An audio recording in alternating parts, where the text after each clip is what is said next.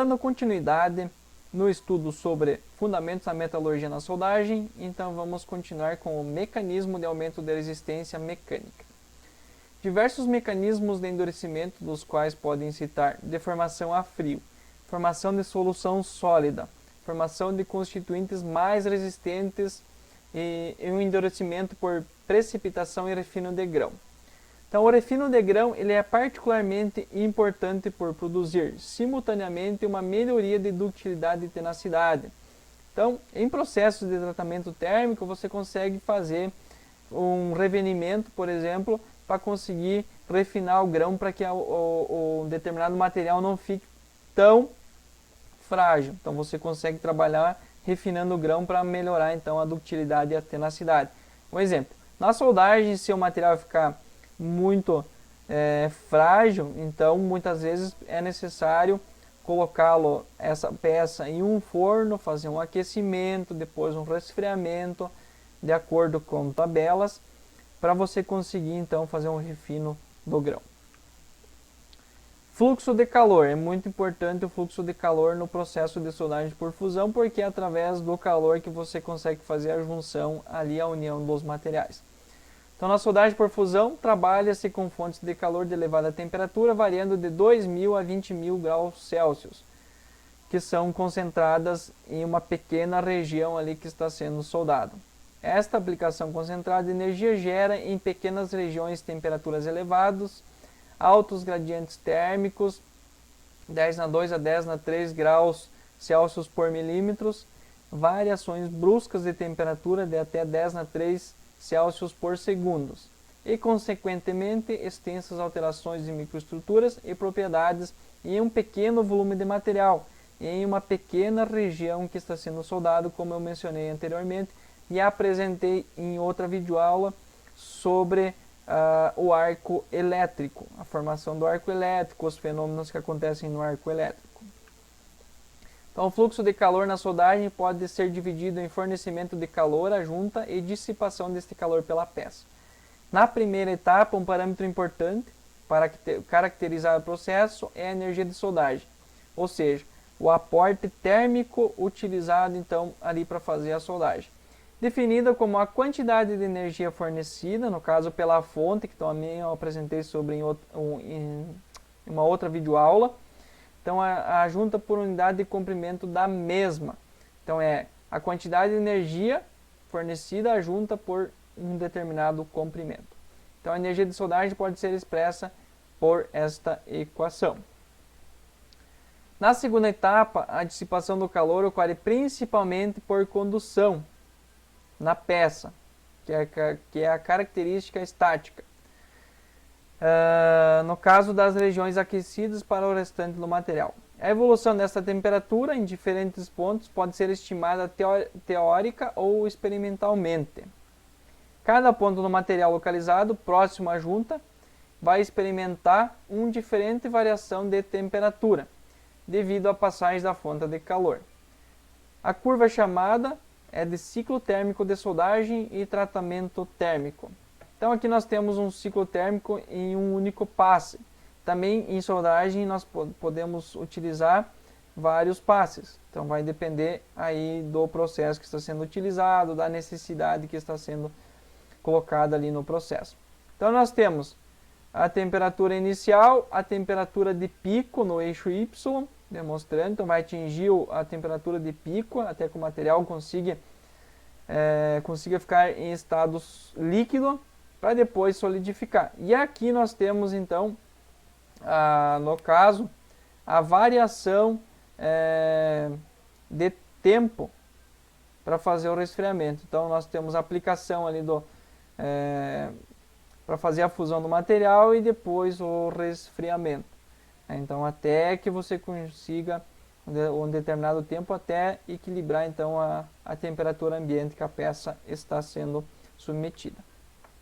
Aqui nós temos a curva de repartição térmica, H1 e H2, e aí, de acordo com a energia de soldagem. Então, são utilizando dois valores diferentes de energia de soldagem. E aí vai ter a variação aqui, temperatura de pico, e aqui no caso, né, a variação de tempo que está sendo soldado. Aqui então nós temos um metal de base e aqui nós temos a região fundida. No caso, onde aconteceu, que é a zona fundida, onde aconteceu a soldagem. Os ciclos térmicos de soldagem e a repartição térmica dependem de diversas variáveis, entre elas tipos do metal de base, então é o tipo de liga que está sendo soldado, a geometria da junta, como é que é o tipo da geometria, se ela é de topo, se ela é em ângulo, se ela é de canto, que tipo que é essa geometria da junta. Em uma outra videoaula sobre terminologia e simbologia de soldagem, eu vou apresentar sobre os tipos de junta, espessura da junta, a energia de soldagem e a temperatura inicial da peça que está sendo utilizada então para realizar a soldagem. Nesse caso, olhando as duas imagens aqui, a imagem da esquerda ou a da direita, ela dissiparia mais rápido o calor.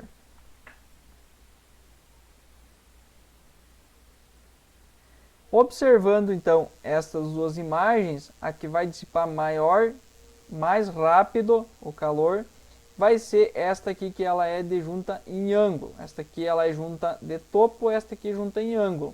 Por quê? Aqui eu tenho 3 regiões que vai dissipar. Quanto maior o volume, a maior é a minha massa da peça, mais rápido vai ser a dissipação de calor. Se não, o material ele vai encontrar dificuldades para dissipar, vai ter que dissipar com o material que ele está sendo apoiado ou o ambiente. Então demora mais. Por isso que, por exemplo, chapas de pequenas espessuras, dependendo do cordão, ele demora mais para resfriar do que peças de maiores espessuras. Tanto é que, quanto maior a espessura, menor vai ser a região que vai aquecer. Quanto menor a espessura, maior vai ser a região de aquecimento da peça. Por isso que muitas vezes visualizamos que peças acaba acontecendo grandes deformações plásticas que você não consegue mais retornar à posição original, às características originais das peças. Bastante dificuldade sempre nas de menores espessuras, com flambagem, distorção, empenamento, enfim, vários problemas aí acontecem então durante a soldagem que em muitos casos acaba permanecendo.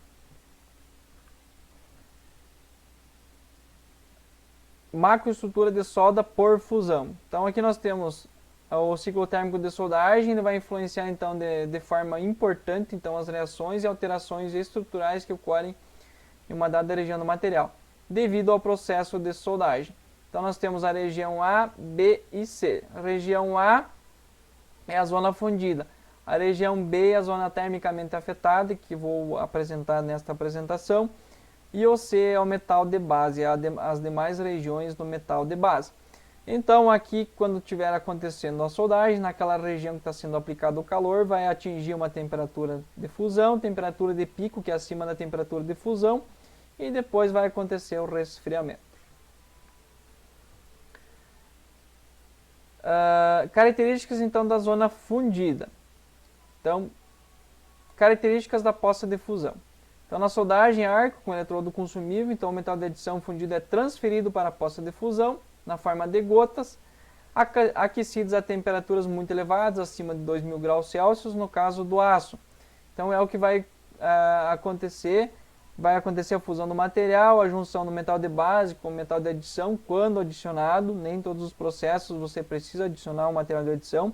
Exemplo da TIG, você consegue soldar sem material de adição, então vai depender como é que está a junta. E aí vai acontecer a junção do material, formando então a poça de fusão e formando a zona fundida ali do material. Na parte mais quente da poça de fusão, localizados logo abaixo do arco, o metal de adição ele é misturado sob intensa agitação ao metal de base fundido. Então acontece a mobilidade atômica, vai ter uma troca de energia entre os átomos, vai acontecer a junção do material. Na parte posterior da poça de fusão, a temperatura cai e ocorre a solidificação. Então a solidificação é do externo para o interno, igual a um processo de fundição, por exemplo, peças fundidas que ocorrem das extremidades para o centro, para o núcleo.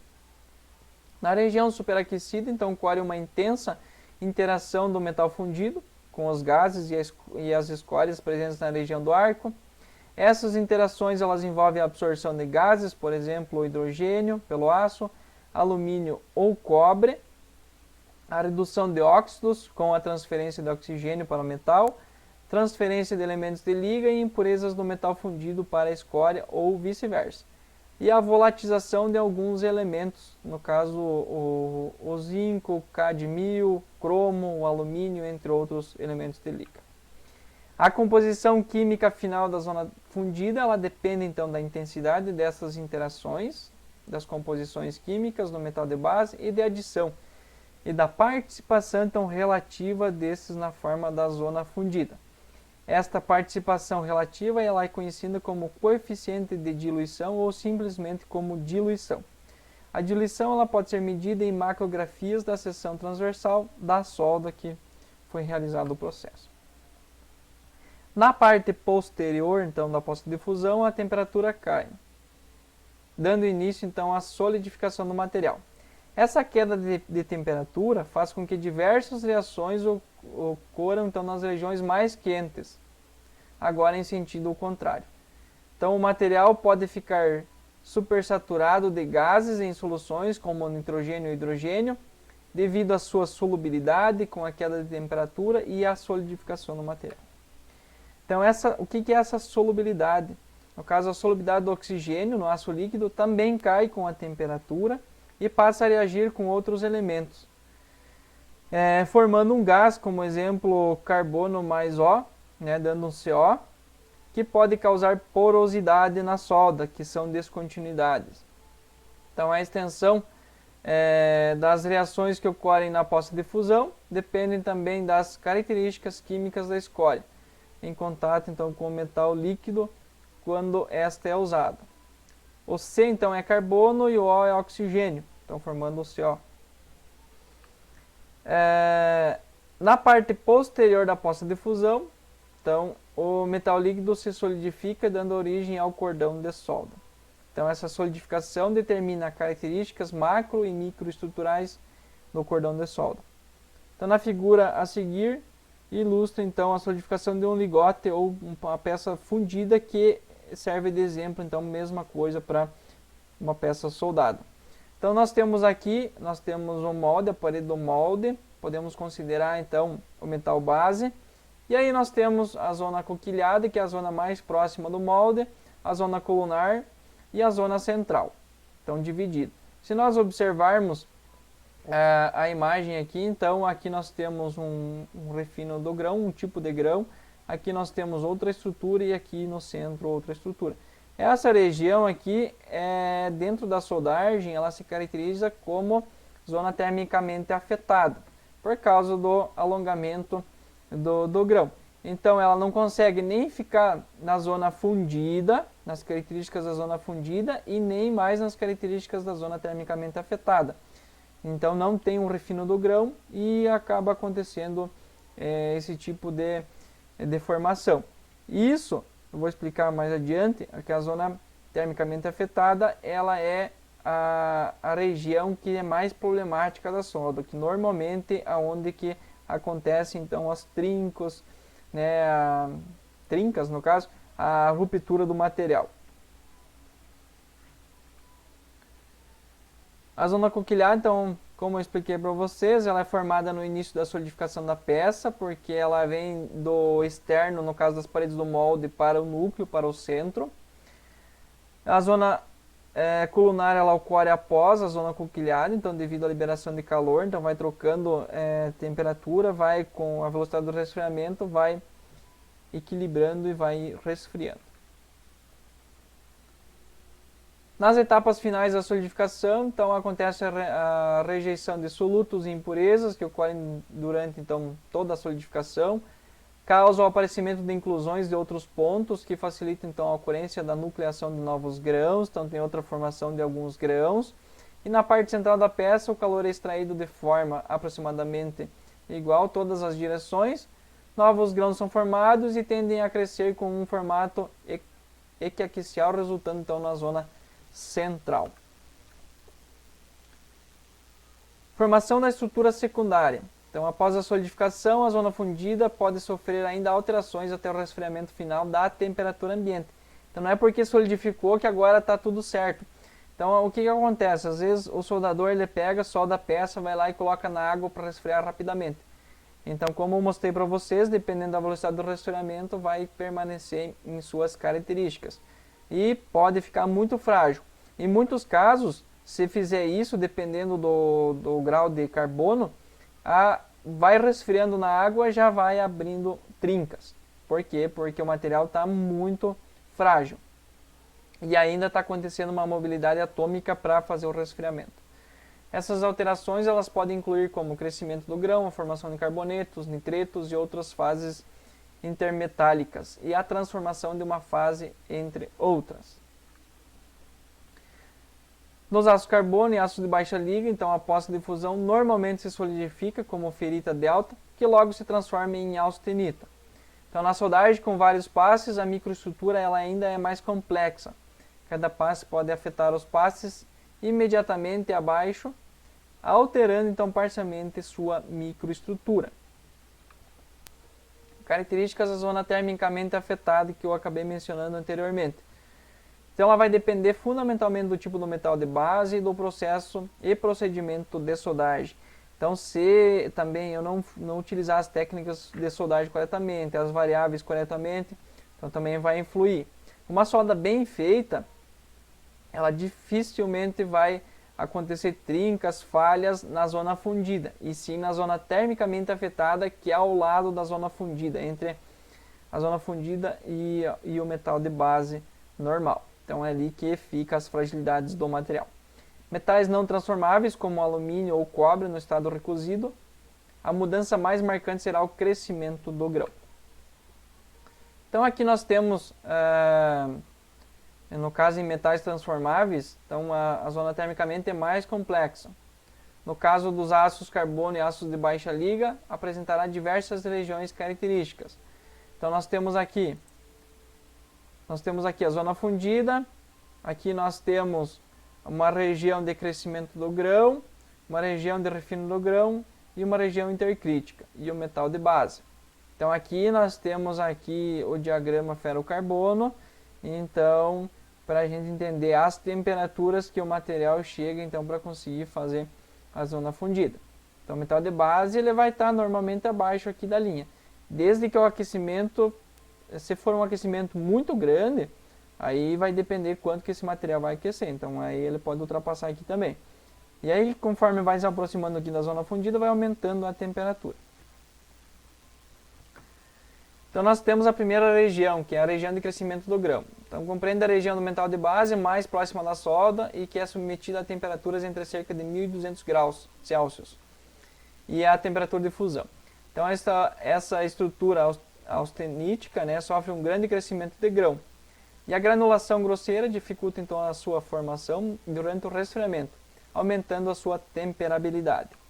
Na região B, que é a região de refino do grão, então compreende a porção da junta aquecida a temperaturas comumente utilizadas, no caso da normalização, que é um processo utilizado em tratamento térmico, que atinge temperaturas até 900 graus, entre 900 e cerca de 1200 graus, então essa região permanece com essas temperaturas. Após o processo de soldagem, a região ela é caracterizada por uma estrutura fina de ferrita e perlita. Não é problemática na maioria dos casos. E na região C, que é a região intercrítica, então nesta região a temperatura de pico varia entre 727 graus, que é uma temperatura eutetoide, no caso da linha A3, que é a linha GSE até 723 graus Celsius. Então sendo caracterizada pela transformação parcial da estrutura original do metal de base. Somente uma parte do material ele é austenitizado. Aqui então a principal referência que foi extraído do material. Para mais dúvidas pode estar consultando o material, esse livro, Fundamentos e Tecnologia dos Materiais. Pode estar também me procurando, pode deixar um comentário aí no vídeo. Espero que vocês tenham entendido. E a soldagem ela é um processo muito complexo. Então, que precisam ser levados em consideração vários fatores, várias técnicas, variáveis, material que está sendo soldado, então são várias coisas que precisam ser levadas em consideração. Tome muito cuidado, dependendo do grau de exigência das peças que está sendo soldada, para não ocorra acidentes, grandes falhas e aconteçam acidentes, até mesmo levando à fatalidade de pessoas. Então, era isso. Espero que vocês tenham entendido este assunto e até a próxima. Um grande abraço. Se gostou do vídeo, curta, se inscreva no canal e deixe seu comentário.